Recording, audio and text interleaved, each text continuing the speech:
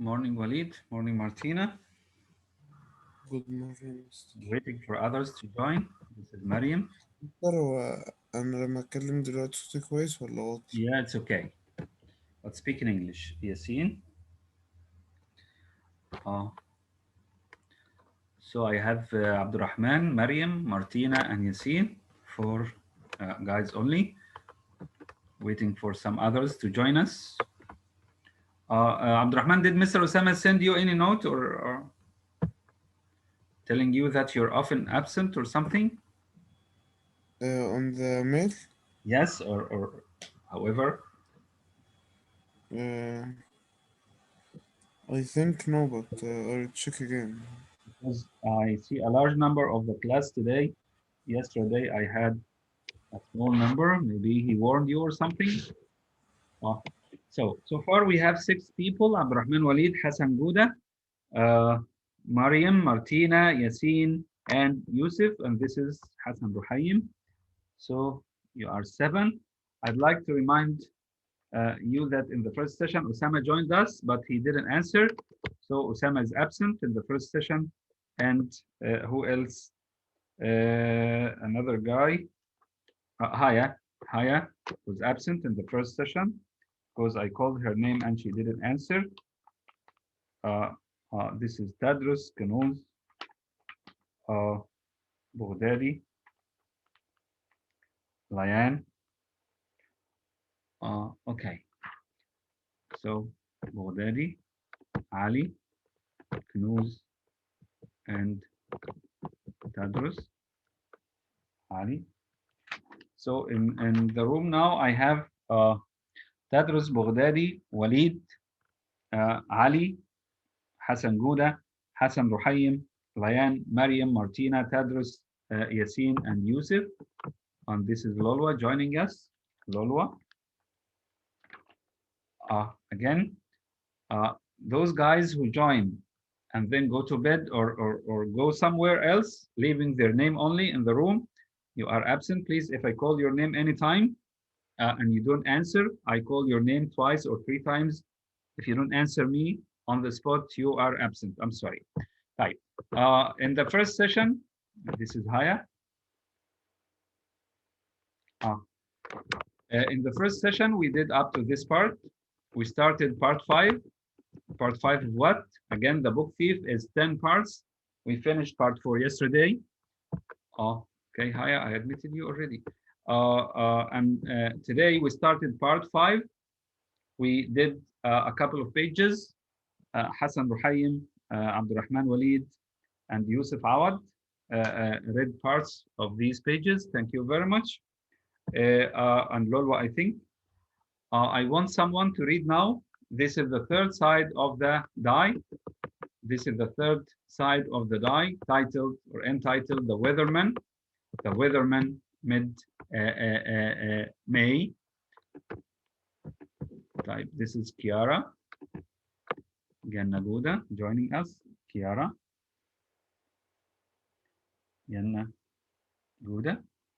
Okay, Lion wants to read. Go ahead. Liesel opened the door and her mouth Simultaneously or simultaneously? Both pronunciations are correct. Okay. On Helm Street, her team had trounced Rudy 6-1 and triumphant. She burst into the kitchen, telling Mama and Papa all about the goal she scored.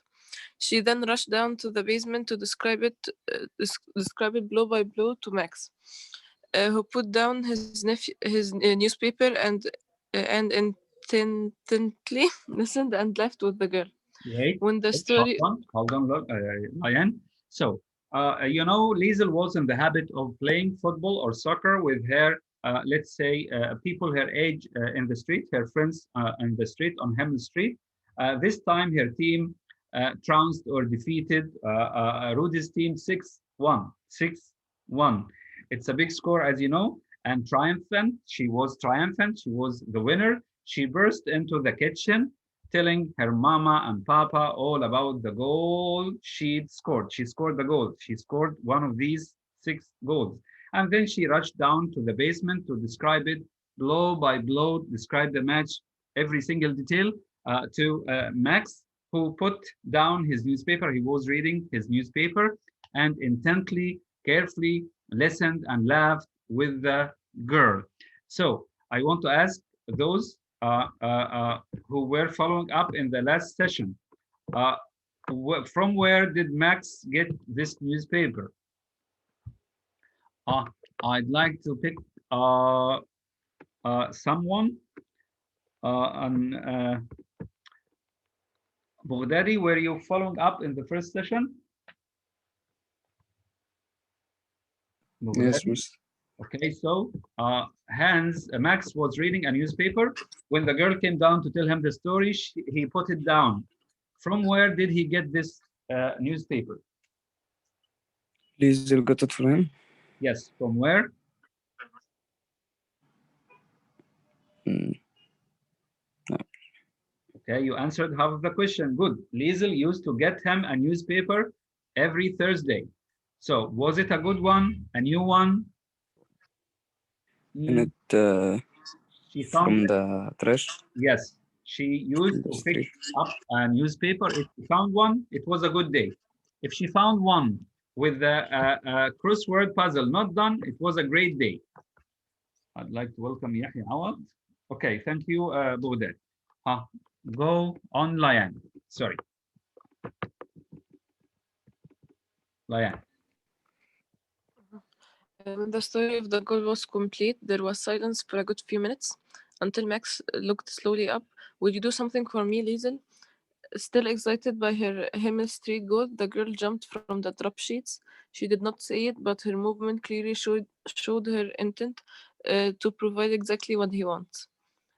You told me all about the goal, he said, but I don't know what sort of day it is up there. I don't know if you scored it in the sun or if it's or or if the clouds have covered everything. His hands propped at his short cropped hair, and his sweepy eyes plead for the simplest of simple things. Could you go up and tell me how the weather looked? Naturally, Liesel hurried up the stairs. She stood a few feet from the spit-stained door and turned on the spot, observing the sky. When she turned to the basement, she told him, "The sky is blue today, Max, and there is a big long cloud, and it's stretching out like a rope. At the end of it, the sun is like a yellow hole."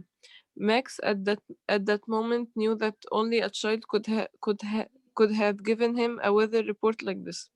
On the wall, he painted a long, tightly knocked rope.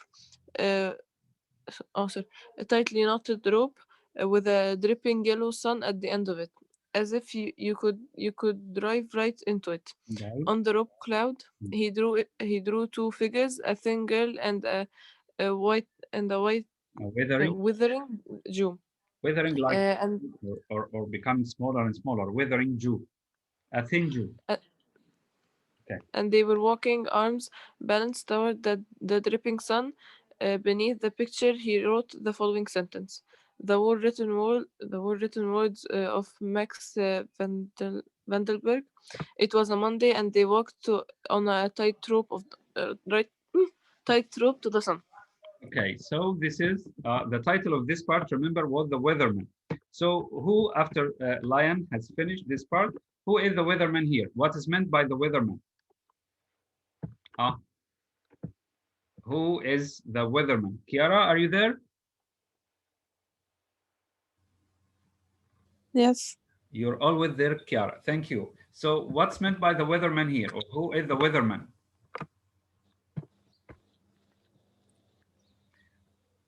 Kiara, were you following up? Yes.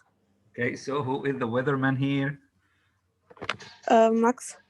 No, it's Liesel. Liesel. Yes. Liesel. He asked her when she came back from her soccer game, happy with the goal. She scored happy because she won the game against Rudy's team. They won 6-1, as we said, and she scored a goal. He asked her for a favor. He asked her to describe the weather. She went out, looked at the sky, and then came back to him and said, Here the sky is blue today. This is her description of the weather. The sky is blue today, Max, and there is a big long cloud and it's stretched out like a rope. So the big cloud is stretched out like a rope. At the end of it, at the end of this rope, the sun is like a yellow hole. This is her description. So the weatherman here is Liesel. Why? Because Max asked her to tell him the weather, what the weather like. Okay, so Max got this image in his mind and draw or wrote some words on the wall. The words were, it was a Monday. This is what he wrote on the wall. And they walked on a tightrope, sorry, to the sun. If we have the picture, I'm not sure. He drew a long rope with a yellow hole at the end and drew a boy and a girl, Max and Liesel, walking on this rope to the sun, to this hole.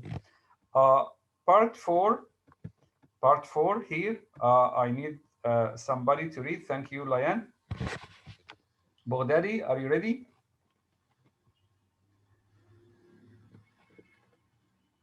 Yes, Mister. Okay, so this part is titled The Boxer.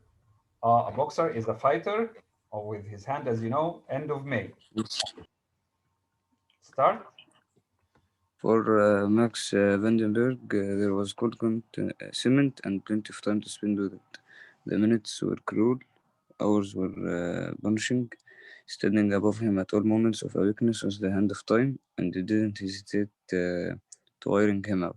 Ring. Smiled and squeezed. Like you ring with cloth. Ring. Mister? Ring. Like when you ring wet clothes. When you ring a lemon or squeeze a lemon. Ring. It smiled. Smiled and squeezed until and let him live. What great malice there could be in allowing something to live. At least once a day, Hans Haberman would descend the basement steps and share a conversation. Rosa would occasionally bring a spare crust of bread. It was when Liesel came down, however, that Max found himself most interested in life again. Initially, he tried to resist, but it was harder every day that the girl appeared. Each time with a new weather report, either of pure blue sky, cardboard clouds, or a sun that had broken through like God sitting down after he had eaten too much for his dinner. When he was alone, his most distinct feeling was of disappearance. All of his clothes were grey, whether they had started out that way or not. From his pants to his woolen sweater to the jacket that dripped from him now like water. He often checked if his skin was flaking, for it was as if he were dissolving. What he needed was a series of new projects. The first was exercise.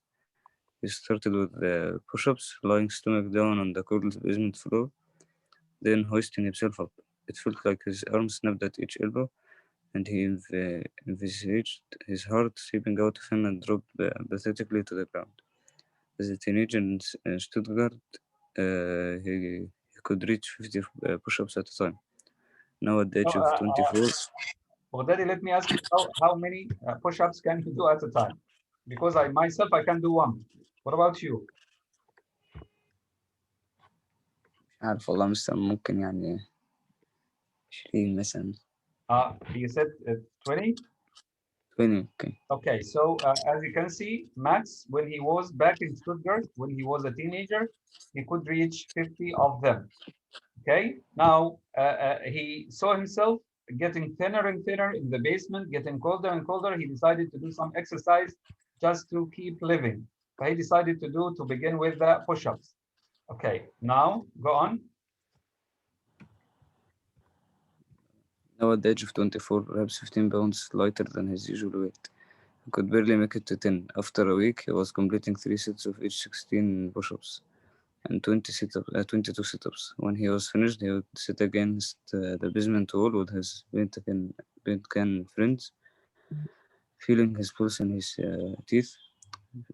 His muscles felt like cake. I wondered at times if pushing himself like this was even worth it. Sometimes, though, when his heartbeat neutralized and his body became functional again, he would turn off the lamp and stand in the darkness of the basement.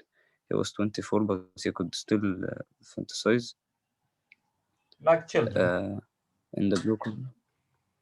In the blue corner, he quietly commented, "We have the champion of the world, the Aryan masterpiece, the Führer." He breathed and turned, and in the red corner, we have the Jewish red-faced challenger, Max Vandenberg. So Around him is here, Bogdari, wait a minute. Here, Max imagines or fantasizes. He imagines that he is in a fight with the Führer, Hitler. In the red corner and the blue corner, you know, the ring, the boxing ring has two corners. Maybe one of them is red and the other is blue. So this is Max imagining that he's fighting with the Führer. And he fantasizes like children and commentates like a match commentator, okay, Rauf Khulaif or whatever his name is. In the blue corner, we have the champion of the world, the Aryan masterpiece, the Führer. And in the red corner, we have the Jewish red-faced challenger, Max Vandenberg, and so on. Go on.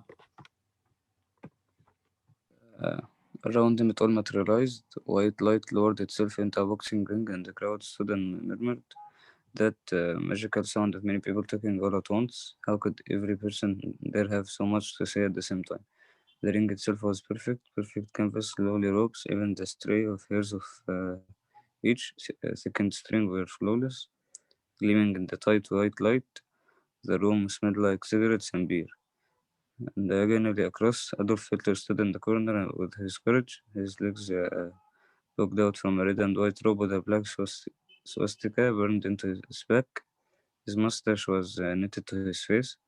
Words were whispered to him from his trainer, Goebbels. He bounced foot to foot and he smiled. He smiled loudest when the ring announcer listed his many achievements, which were all vociferously applauded by the adoring crowd. Undefeated, the ringmaster proclaimed. Over many a Jew and over any other threat to the German idea. Herr Führer, he included, we salute you, the crowd mayhem. Next, when everyone had settled down, came the challenger. The ringmaster swung over toward Max.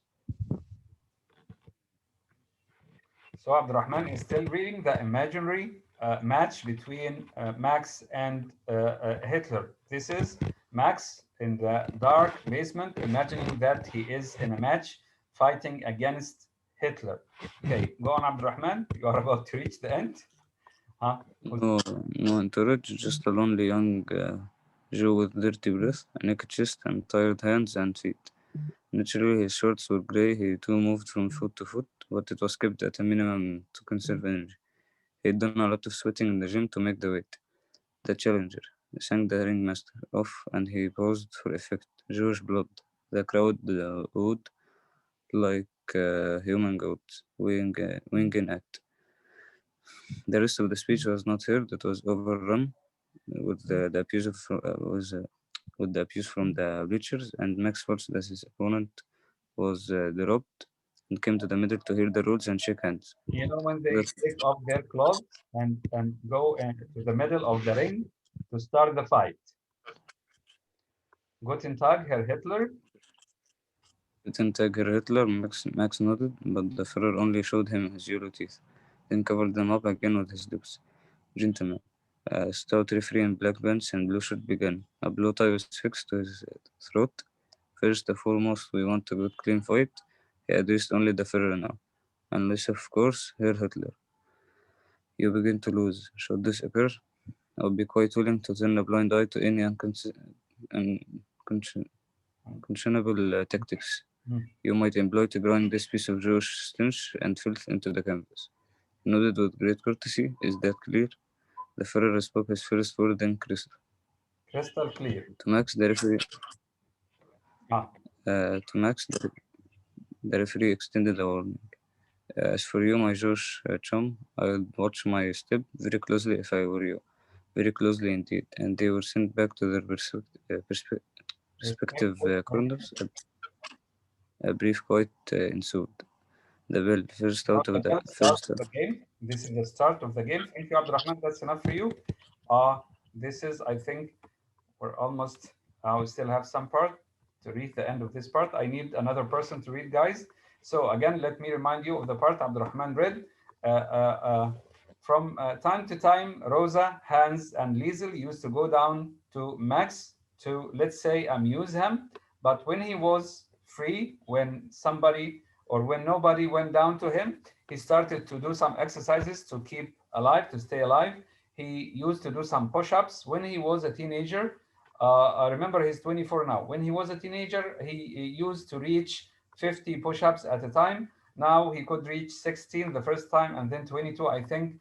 And then he started to imagine that he has a fight against Hitler in boxing or maybe a wrestling ring, and there is a referee and so on.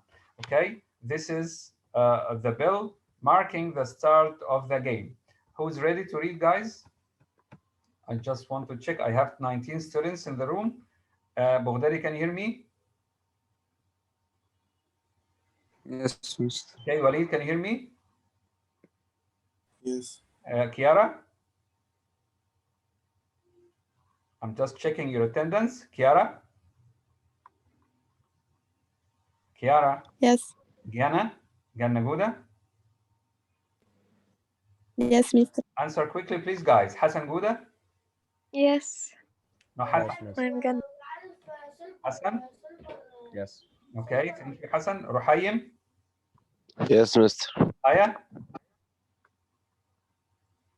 Haya? Haya, in the first session you attended, but I called your name, you weren't there, so you were absent in the first session, and now you don't answer. So which means you're also absent. Mister, she's answering in the chat. This is Haya, if you can hear me, solve the mic problem again and again, please. Okay, Mariam is here, Layan is here, Lolwa, are you still there? Yes, here, Yes, Mister. Mister. I'm Lion. here. Thank you both. Mariam, Martina, sorry. Martina, Yes, Mister.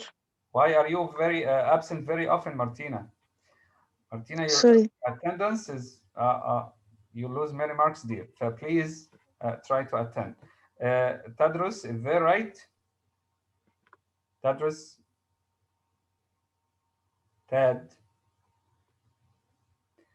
Okay, Tad. Yahya Awad? Yahya? I am here. Here. Yasmin? Thank you, Yahya. Yasmin? Yasmin Said? Here, Mister. Okay. Yasin? Here. Okay. Yusuf Awad? Here. Ali? Ali? Ali doesn't have a mic. Jana doesn't have a mic. Kenuz never has a mic. Okay, guys, solve your problem with the mic. I'll go to the chat to see those who answer. This is Haya. Sorry, my mic is not working. Fix it tomorrow, inshallah. Okay. But so we don't have the last two guys, Jana Garaihi and Ali. Okay. So who wants to read?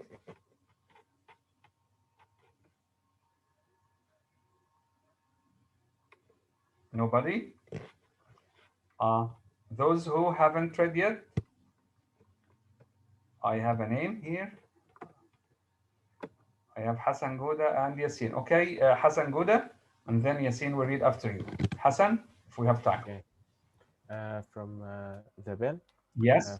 First was the Führer, awkward-legged and pony, running at Max and jabbed him firmly in the face. The crowd vibrated, the bells still in their ears, and their satisfied smiles ardled the ropes. The smoky breath of Hitler steamed from his mouth, and his hand buckled at Max's face, collecting him several times on the lips, the nose, the chin, and Max has not ventured out of his corner. To absorb the punishment, he held up his hands, but the Führer then aimed at his ribs, his kidney, his lungs. Oh, the eyes, the Führer's eyes. They were so deliciously brown, like Jude's eyes. And they were so determined that even Max stood transfixed for a moment as he caught sight of them, between the healthy blur of punching gloves. So There in was this only one paragraph, it's sound. Hitler who is punching, who is hitting Max all the time. It's Hitler who is giving punches and boxes to, and everywhere and bodies sorry, in Max's body. Go on. صار حضرتك ندهت عليه؟ Excuse me. حضرتك ندهت عليه؟ Yeah. Speak in English, please. This is Tadris. Yes, I called you and you didn't answer. كنت في الطول معلش. No problem. In There was English. only one round. Mm. There was only one round and it lasted hours, and for the most part nothing changed. The Führer pounded away at the punching bag Jew. Jewish blood was everywhere, like red rain clouds on the white sky canvas at their feet. Yani this symbolizes what happens in reality. It was Hitler arresting the Jews, killing the Jews, imprisoning the Jews all the time. So the match, the imaginary match, lasted for hours, and Hitler was hitting or pounding the punching bag Jew. Max was like a punching bag, the bag which you punch all the time for exercise, and the Jewish blood was everywhere. Max was bleeding in this imaginary, again, this is an imaginary match. Go on, Hassan. Eventually, Max's knees began to buckle, his cheekbone silently moaned, and the Führer's delighted face still chipped away until depleted, beaten, and broken. The Jew flopped to the floor. First a roar, then silence. The referee counted. He had a golden tooth and a plethora of nostril hair. Slowly, Max Vandenberg, the Jew, rose to his feet and made himself up straight. His voice wobbed, and an invitation, "Come on, Führer," he said. And this time, when Adolf Hitler set upon his Jew counterpart, Max stepped aside and plunged him into the corner. He punched him several times, aiming on each occasion for only one thing: the mustache. With the seventh punch he missed. It was the Führer's chin that sustained the blow. All at once, Hitler hit the ropes and creased forward, landing on his knees. This time there was no count. The referee flinched in the corner. The audience sank down back to their beer. On his knees, the Führer tested himself for the blood and straightened his hair, right to left. When he returned to his feet, much to the approval of thousand-strong crowd, he edged forward and did something quite strange. He turned his back on the Jew and took the gloves from his fist. The Oh, crowd was stunned. wait. This is the second part of the match in which Max, in the winner, he pounds Hitler again and again until Hitler collapses on the ground of the ring, and so it's a draw now. The referee, remember, the referee neglected counting. He didn't count when Hitler was defeated. The time he counted when Max was defeated. Okay, which showed that the referee was biased to Hitler. The crowd was stunned. Go on. Stunned, he's given up. Someone whispered, but with moments Adolf Hitler was standing on the ropes and he was addressing the area. "My fellow Germans," he called, "you can see something here tonight, can't you?" Bare chest, victory eye, he pointed over at Max. "You can see that what we face is something far more sinister and powerful than we ever imagined. Can you see that?" They answered, "Yes, Führer." "Can you see that this enemy has found its despicable ways through our armor, and that clearly I cannot stand up here alone and fight him?" The words were visible. They dropped from his mouth like jewels. "Look at him. Take a good look." They looked at the bloodied Max Vanderberg. As we speak, he is plotting his way into your neighborhood. He's moving in next door. He's infesting you with his family, and he's about to take you over. Hitler glanced at him a moment with disgust. "He will soon own you until it is he who stands not at the corner of your grocery shop, but sits in the back smoking his pipe. Before you know it, you'll be working for him at a minimum wage while he can hardly walk from the weight in his pockets. Will you simply stand there and let him do this? Will you stand by as your leaders did in the past, when they gave your land to everybody else, when they sold your country for the price of a few signatures? Will you stand out there powerless, or," and now he stepped one rung higher, "will you climb up into this ring with me?" So Max this is, shook. wait, Abdurrahman, wait, Hassan, sorry. Yeah. So this is a long speech given by Hitler after being defeated by the Jew at the end of the match. Hitler tries to ask the Germans to fight the Jews because Max here represents all the Jews. He said here, "Do you want them? Will you simply stand there and let him do this, fight me?" ما هو Hitler here, let's say, symbolizes the German people, all the German people. And Max here symbolizes the Jews. Will you stand by? Will you stand by? Will you watch as your leaders did in the past and let the Jews control them when they gave your land to everyone else? When they sold your country for the price of a few signatures? Will you stand out there powerless? And now he stepped one rung higher. This is Hitler. He stepped one rung. A rung is one of the steps of the ladder. Will you climb up into this ring with me? Yani Hitler here in this imaginary match asked the German people to fight the Jews with him. Okay, go on, Hassan. Max shook, horror stunned in his stomach. Adolf finished him. Will you climb in here so that we can defeat this enemy together? In the basement of 33 Himmel Street, Max Vanderbilt could feel the fists of an entire nation. One by one, they climbed into the ring and beat him down. They made him bleed. They let him suffer, millions of them, until one last time when he gathered himself to his feet. He watched the next person climb through the ropes. It was a girl. As she slowly crossed the canvas, he noticed a tear torn down her left cheek, and her right hand was a newspaper. The crossword, she gently said, is empty. She held it out to him. Dark, nothing but dark now. Just basement, just Jew. Thank you, Hassan. So while Max was, let's say, soaked in this imaginary match, imagining that after Hitler asked all the Germans to climb up the ladder with him to fight the Jews, and the Germans, one after one, climbed up according to Hitler's orders, and each one of them punched Max, who symbolized the Jews here, and made him bleed more and more until Liesel came from outside that Thursday with the newspaper with the crossword puzzle empty. And she said the crossword, she made him come back to his, let's say, conscience again. The crossword, she gently said, is empty. Every time he answered her with the girl, excellent, but now dark, we have dark, nothing but dark now, just basement, just two. We don't have the match, we don't have the ring, we don't have the audience, okay, we don't have that noise. We are back from that imaginary match in the dark, silent, quiet basement with Max standing in the middle of it on his own. Okay, part 5, entitled The New Dream a Few Nights Later. So this was the first dream, a match between Max and Hitler. Who is ready? We still have about 7 minutes. Who's ready to read, guys? Say this is about a page and a half. We can finish. Yalla Yasin. Okay, Yasin. Yasin, start reading part 5. Okay. The new dream. 5 nights later. A few nights. It was afternoon. Liesel came down to the basement. Came down the basement steps. Max was halfway through his push-ups. She watched a while without his knowledge, and when she came and sat with him, he stood up and leaned back against the wall.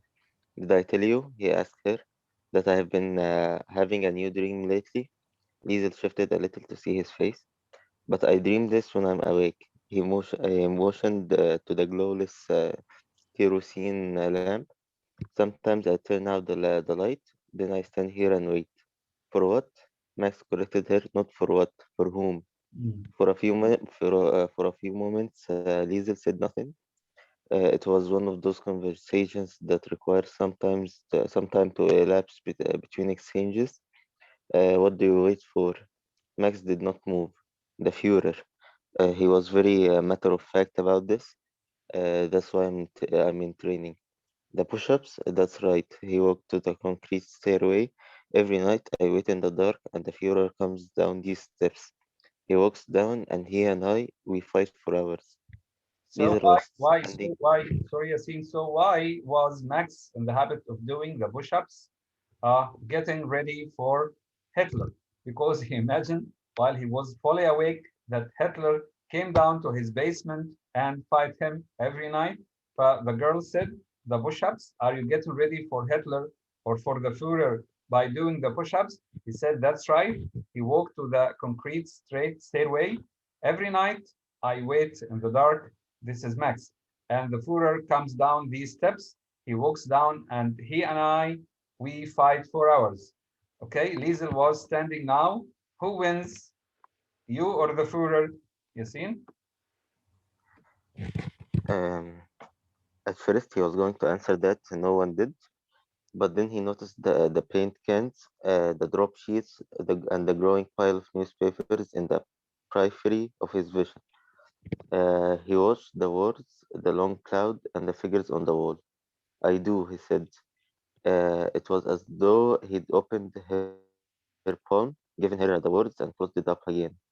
Under the ground in Mulching, Germany, two people stood and spoke in a basement. It sounds like the beginning of a joke. There's a Jew and a German standing in a basement, right? This, however, was no joke. Wait, The painter. wait. So when the girl asked him who win the fight, you or the Führer, you or Hitler, he was about to say nobody wins. I hear.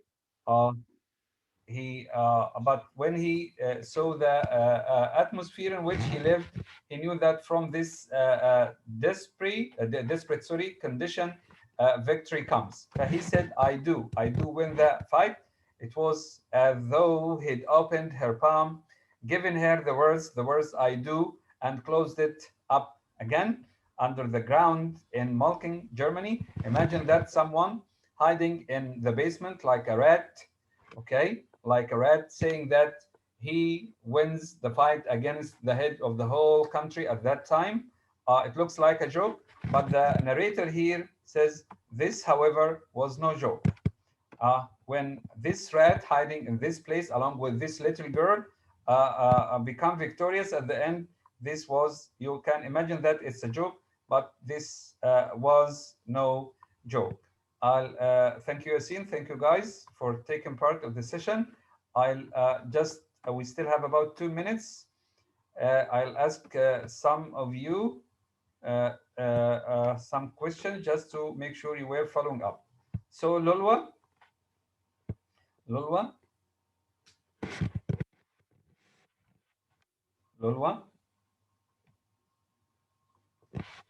Martina. Yes, Mister. Yes, sir. Okay, both of you are here. Right. Yes. Lulwa, okay. So why was Max doing the push-ups every day in the basement? So He was exercising all the time in the basement. Why?